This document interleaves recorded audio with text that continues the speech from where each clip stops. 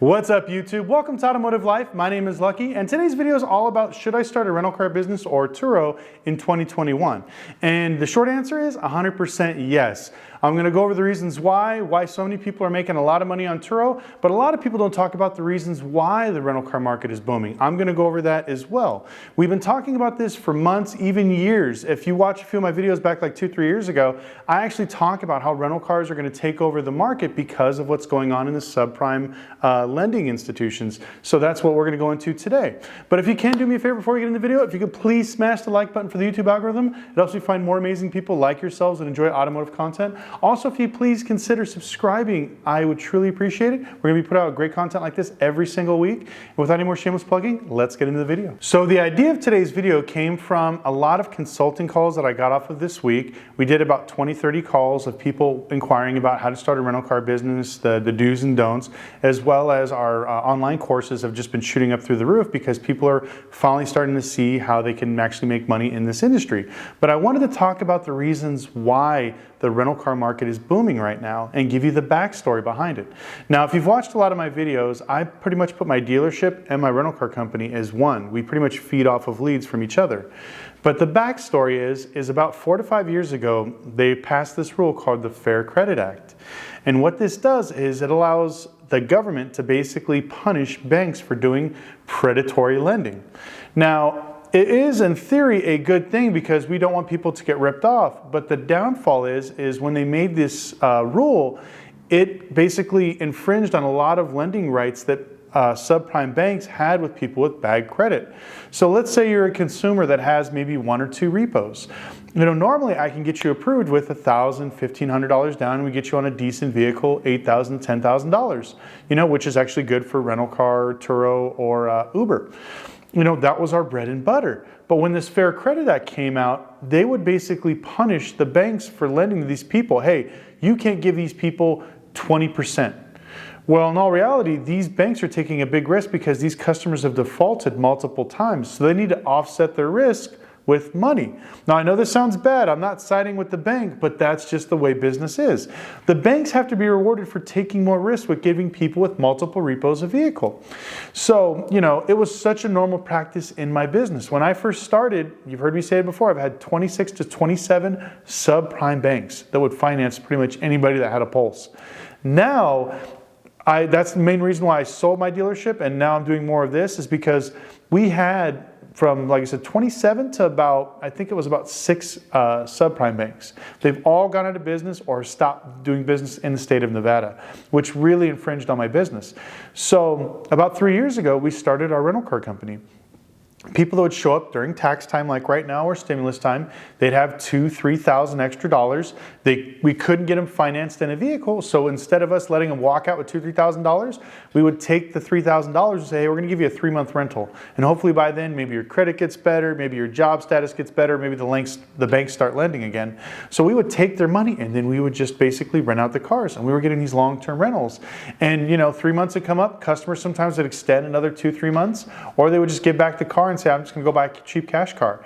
So we were losing those thousands of dollars that were walking out the years before because the last tax season before, we were letting people walk out with $2,000-3,000 like crazy. We were trying to go on to buy $2,000-3,000 cars to keep up with this so we don't lose all of our business. But with the rental car market, it totally changed that.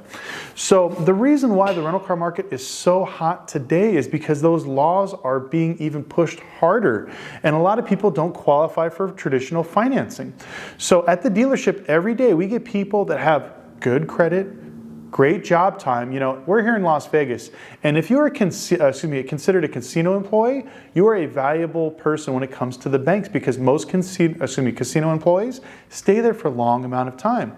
But what happened is we have a lot of people that, you know, been at the casinos for maybe 5-10 years, and you know, they've been laid off maybe once, maybe twice since the whole pandemic. So what's happening now is these people are normally coming in to buy cars are now being told that they can't finance their cars because they don't have 6 months or a 1-year job time. They considered unstable employment. So our banks automatically kick them out. So a lot of these people have no choice but to actually go and do rental cars. Now we have a lot of people that are on unemployment, their jobs are coming back, but it's going to be a few months before they do. We've had people in cars for over a year now since this whole pandemic started because they couldn't prove employment, but they were getting, $800 to $1,000 a week from unemployment and stimulus, so that is their income. So that's why it's surging so much now, is there's so much cash out there in the market, and a lot of people don't really care. Last weekend, every single car on Turo here in Las Vegas was over $100 a day. Whether it was a Nissan Versa or a Hyundai Sonata, it didn't matter. Everything was $100 a day, and they were all booked out for the weekends. So it's gonna stay like this for a little bit because, like I said, there's a lot of people that can't finance for traditional financing. So the main question of this video is, should I start a rental car business in 2021? And like I said, 100% yes. You're gonna capitalize on this market of people that can't get vehicles the traditional way. Plus, you're getting in a next generation where people don't really care about owning stuff. Like, look at Uber and Lyft. People are doing Uber and Lyft way more than they ever did. But then I'll get people that are like, well, I don't need a car, I'll just do Uber and Lyft. But when my family comes into town, I might rent a car for a day or two, to take them around, show them around Las Vegas, or me and my girlfriend are gonna drive to California for the weekend. And we're getting more and more of these people that it's an acceptable part of life. Another thing that I saw just here in my local market is a lot of places downtown are offering apartments with no parking because they're really catering towards that next generation of people not really owning vehicles. They turn the parking lots into like group areas where you could play shuffleboard and dodgeball. They have all kinds of these crazy things like these life-size Monopoly things painted on the ground, so they're starting more of that and getting away of the cars because, everything is being delivered. Uber is booming, Lyft is booming, and Turo and Hire Car and some of these other rental platforms are also accelerating a lot. And another reason why Turo, I believe, is booming and why you should start on it is because of the rental laws.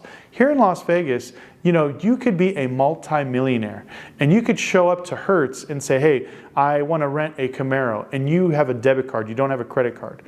Most of the rental car companies here, actually 99% of them, unless you do a cash deposit, which is going to be anywhere from $2 to $3 grand, will not do business with you. You have to have a credit card.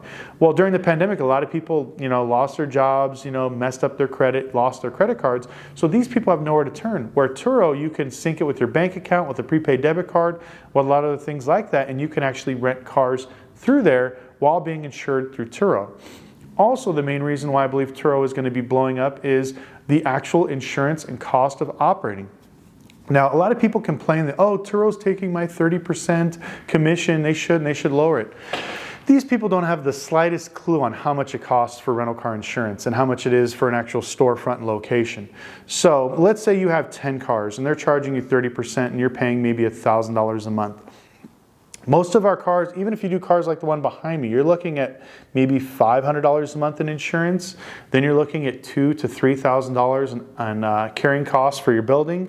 And then you have your regular business insurance, which is probably going to be about $1,200 to $1,500 a month with your garage keepers policy, which I explain all this in the course. There's a lot of things you have to do to be a full-on legit legal rental car company. Now, Turo takes all that away. They make it so simplistic, where you could just basically upload your car and start making money today. Now, one of the tips I'm going to tell you guys is put your car up there and always put it as cheap as possible and get as many basically recommendations and reviews as physically possible. Put your car on auto pricing and just let it roll for the first month or two, because everybody waits, they want to get top dollar for their car, but when you're a new person, they don't trust you. Turo literally does not trust you. So I see all these people like, well, I started my Turo business, I'm not making any money. I'm like, well, how cheap are your cars? Well, I priced mine at 100 because everybody else has theirs priced at 100. Turo works just like YouTube. You aren't going to find me unless I have subscribers and people like my stuff and comment, just like Turo. Turo, you can have the exact same car as me, but if I have 200 reviews and you have 0 and my car is still $10 more expensive than yours, I'm going to pop up first. I don't know why people don't click this. Like, to be a super host is huge. When we first started, we literally had a Nissan Versa up there for $10 a day, and we bought 2 smart cars Same thing for $10 a day, and we just let them run. We didn't care about the profits. We didn't care about the money. We wanted the status of being a super host, because once you get that where you're just like, you know, Turo starts calling you and asking you, hey, do you want to change to a business platform? Do you want to do this? Then your fees go down. Then you have more range. You can charge different things. And plus the auto pricing goes into your favor as well. So keep these things in mind as you're starting your Turo business. Now, I see a lot of videos of people asking, well, what's the best car for Turo? You know, I'll make a separate video for that. But the long story short is every single market is different. I've explained this in multiple videos. Here in Vegas, the best renters are convertible Mustangs and Camaros. But if you live in Minnesota, I have a feeling that maybe Mustang convertibles and Camaros are not the best rentals. Maybe trucks, 4x4s. Other places I've seen, like back in the Midwest, I've seen friends of mine that had minivans that were just blowing up because there was no other minivans in their area. Another one is trucks. There's hardly any trucks. Sometimes people will rent a truck just to move around some furniture for the day. You know, if you have a truck that's not too bad, that looks pretty decent, but you don't mind the bed getting scratched, put that on there. You know, so there's a lot of ways you can diversify. You know, plus with some of the stuff I go over in the rental course, we actually talk about how to rent different things as well as, you know, boats, commercial trucks, jet skis, motorhomes. You know, there's a bunch of stuff you can do when you actually get a license. But when it comes to Turo, you know, every market is different, so you want to test it and you want to be able to pivot yourself and keep open where, you know, if you feel like Honda Accords are a good thing, buy one Honda Accord. Don't go buy 5, don't go buy 10. You know, I've had a few clients where they went out and purchased, you know, multiple cars because, you know, well, my one car back here was running like crazy, you know, and so I bought 5 more.